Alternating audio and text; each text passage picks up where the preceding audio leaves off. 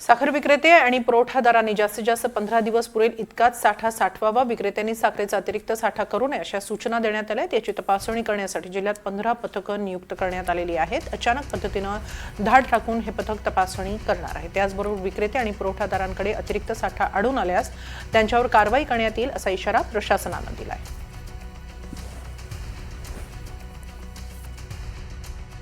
साखरेच्या किमतीने जो आहे तो मागील काही दिवसापासून उच्चांक गाठलेला आहे आणि बाजारात साखरेचा भाव हा वाढलेला आहे आणि याच साखरेचा गुढे बाजार थांबवण्यासाठी किंवा साखर जे आहे ते दुकानदार मोठ्या प्रमाणात जे आहे ते होल्ड करून ठेवतात किंवा साठवून ठेवतात।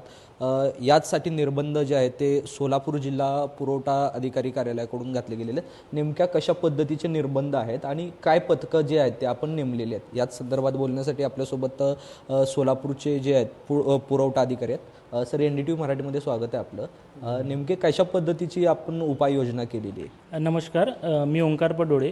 केंद्र शासनाचे अन्न नागरी पुरवठा विभागामार्फत 19 ऑगस्ट 2026ला एक राजपत्र प्रसिद्ध करण्यात आलं आहे। त्यामध्ये त्यांनी असे निर्देश दिले आहेत की जे वापरकर्ते अन्न प्रक्रिया उद्योगात वापर करणारे, त्यानंतर जे होलसेलर आहेत किंवा शीतपेय उद्योगात जे साखरेचा वापर करतात, ज्यांचा वापर साधारण महिन्याला 10 मेट्रिक टनपेक्षा जास्त आहे, असे जे वापरकर्ते आहेत त्यांनी पुढील काळात म्हणजे 30 नोव्हेंबरपर्यंत त्यांना लागणाऱ्या साखरेच्या फक्त 15 दिवस पुरेल एवढाच साठा त्यांच्याकडे ठेवावा असे शासनाचे निर्देश आहेत।